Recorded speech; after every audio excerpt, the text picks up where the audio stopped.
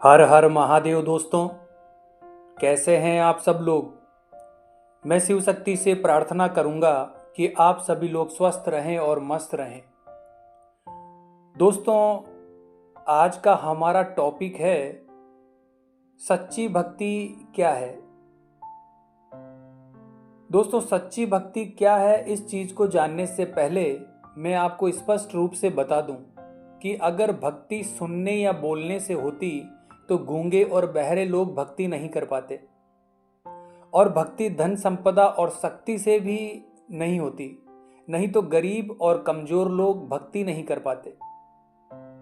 दोस्तों, इसी सच्ची भक्ति के कारण ही तो भगवान श्री राम जी ने माता सबरी के झूठे बैर कहे थे, और मीराबाई को भी कृष्ण भक्ति के दौरान महलों का और ऐसो आराम का कोई मोह नहीं था।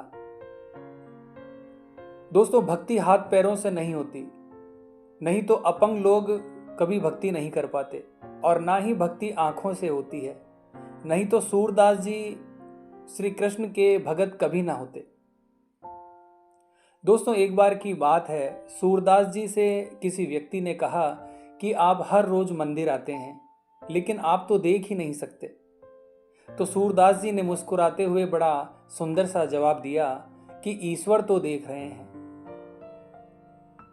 उनका भगत रोज उनके दर्शन करने आता है। तो दोस्तों, भक्ति को समझने के लिए हमें इन दो शब्दों को समझना होगा। पहला शब्द है परम और दूसरा शब्द है प्रेम। दोस्तों, परम शब्द का अर्थ है सभी चीजों से ऊपर, यानी जिसकी तुलना किसी से भी नहीं की जा सकती। और प्रेम का मतलब तो आप लोग समझते ही हैं, मुझे बताने की जरूरत नहीं है। दोस्तों, जब हम सभी चीजों से बढ़कर ईश्वर को यानी भगवान को प्रेम करते हैं तो उसे भक्ति कहते हैं। सच्ची भक्ति सुख दुख, मान अपमान या जीवन के किसी भी तरह के उतार चढ़ाव से संबंध नहीं रखती। दोस्तों, आप जरा ध्यान से सोचेंगे तो पाएंगे कि बाहर की कोई भी चीज या वस्तु हमेशा हमेशा के लिए आनंद नहीं दे सकती। कोई भी वस्तु परम आनंद प्राप्त करने का जरिया नहीं है।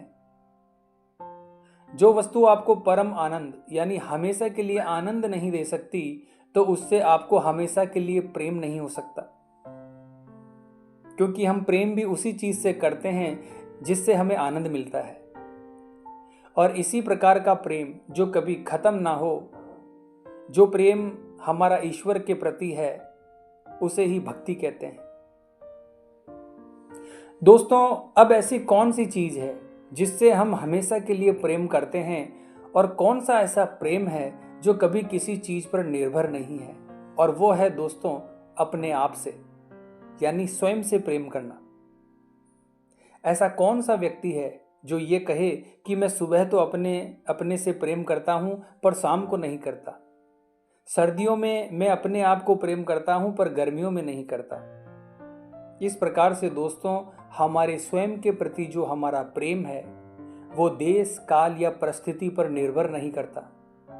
इसी प्रकार दोस्तों, जब आप अपने से भी ज्यादा भगवान को प्रेम करने लगें, यानी एक तरह से आपने स्वयं को भगवान के प्रति समर्पित कर दिया, उसे ही सच्ची भक्ति कहते हैं। यानी आप सब कुछ किसी को अर्पण कर दें, ऐसे समर्पण को ही सच्ची भक्ति कहते हैं। अब बात आती है दोस्तों कि जो आपकी भक्ति है वो किस प्रकार की है। भक्ति दो प्रकार की होती है दोस्तों। पहली होती है काम भक्ति और दूसरी होती है निष्काम भक्ति। इन दोनों में से जो काम भक्ति होती है वो ईश्वर से कुछ चाहती है, और जो निष्काम भक्ति होती है वो सिर्फ ईश्वर को चाहती है। उदाहरण के तौर पर हम रावण को ले सकते हैं, जिन्होंने अपनी इच्छाओं की पूर्ति के लिए महादेव की भक्ति की, परंतु जब स्वार्थ की भावनाओं ने उनके मन को चारों तरफ से घेर लिया, तब परिणाम स्वरूप भगवान राम के हाथों उनका अंत हुआ, और इसे ही काम भक्ति कहते हैं। इस प्रकार की भक्ति से ना तो आप देवत्व को जान सकते हो और ना ही ईश्वर का सानिध्य प्राप्त कर सकते हो। इस भक्ति में मनुष्य को सुख साधन की प्राप्ति होती है, कामनाओं की पूर्ति होती है, पर उसे कभी भी मन की शांति प्राप्त नहीं हो सकती, क्योंकि कामनाओं का कभी भी अंत नहीं होता। जबकि सच्ची भक्ति का उद्देश्य तो इससे विपरीत है। अब बात करते हैं दोस्तों निष्काम भक्ति की।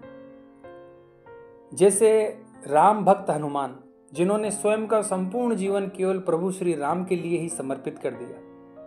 ऐसे अनगिनत सच्चे भगत हैं जिन्होंने निष्काम भक्ति का उदाहरण समाज के सामने प्रस्तुत किया है।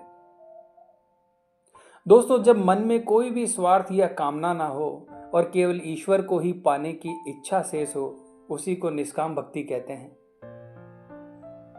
इस भक्ति में भगत भौतिक सुख सुविधाओं की कामना नहीं करता, वो अपना ध्यान सिर्फ ईश्वर पर केंद्रित करता है। उस भगत की भक्ति का केवल एक ही उद्देश्य होता है और वो है परम आनंद की प्राप्ति। और हाँ दोस्तों, ईश्वर भी ऐसी ही भक्ति के भूखे होते हैं। इस प्रकार की भक्ति में भगत को सृष्टि के कण कण में ईश्वर नजर आते हैं। इन दोनों प्रकार की भक्ति में निष्काम भक्ति ही है जो मनुष्य को मोक्ष या मुक्ति की प्राप्ति करवा सकती है। इसीलिए दोस्तों, आपको समझना होगा कि परिवार का पालन पोषण करना ये हमारे जीवन की एक आवश्यकता है, पर हमारे जीवन का उद्देश्य नहीं है। हमारे जीवन का उद्देश्य ईश्वर को जानना और उसे प्राप्त करना है और अंत में उसी में विलीन हो जाना है। तो आशा करता हूं दोस्तों, आज की ये वीडियो आपको अच्छी लगी होगी। तो कमेंट बॉक्स में हर हर महादेव जरूर लिखिए दोस्तों।